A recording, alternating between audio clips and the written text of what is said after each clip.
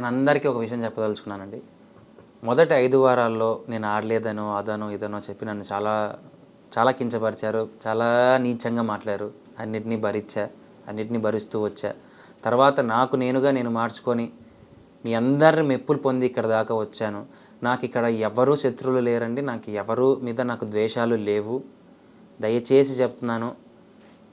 అనవసరంగా కొన్ని విషయాల్లోకి ఎవ్వరూ కలగజేసుకోకండి. మీ లైఫ్ మీరు చూసుకోండి. మా లైఫ్ మాకు చాలా ఉంది, ఎంతో ఉంది. ఇవన్నీ పట్టించుకుంటూ కూర్చునేంత ఓపిక తీరిక కూడా ఎవరికీ ఉండదు అని ముఖ్యంగా చెప్తున్నాను.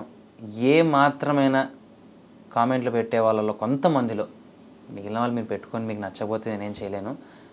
ఆడవాళ్ళని ఇన్వాల్వ్ చేయకండి. మనకు ఇంట్లో మనకి అమ్మ వాళ్ళు ఉంటారు. అలాంటప్పుడు కొంచెం చూసుకోండి. అండ్ ఫైనల్లీ ఇక్కడ దాకా నన్ను తీసుకొచ్చి గెలిపించి ఎంత కష్టమైనా నా ఎదుట నించొని మాట్లాడినారు చాలామంది. పేరు పేరున మానస్ కానీ, ఆర్యన కానీ, మహేష్ కానీ, మహేశ్వరక కానీ, భూషణ్ అన్న కానీ ప్రతి ఒక్కరికి పేరు పేరున చాలా థ్యాంక్స్. అండ్ నా ఫ్యాన్స్కి, నా ఫాలోవర్స్కి, జనరల్ ఆడియన్స్కి, కామన్ ఆడియన్స్కి నిజంగా మీకు ఎప్పటికీ రుణపడి ఉంటాను. ఎప్పటికీ ఎంత ఎదిగినా మీరు చూసా మరి ఇలానే ఉంటారు. రవితేజ గారి ఫ్యాన్స్ కూడా, వాళ్ళు కూడా రవితేజ గారి ఫ్యాన్స్ అసలు మేమంటేనే మాస్ అంటేనే ఫ్యాన్స్. అది మాస్ మహారాజాకి మాత్రమే దక్కుతుంది. అందరికీ చాలా చాలా థ్యాంక్ యూ.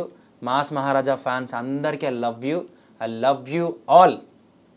ఎప్పటికైనా సరే గుర్తుపెట్టుకొని అమర్ ఇలానే ఉంటాడు.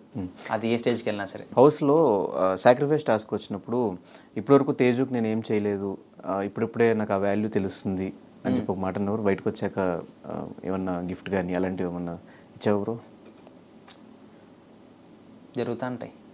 జరుగుతూ ఉంటాయి, అంతే.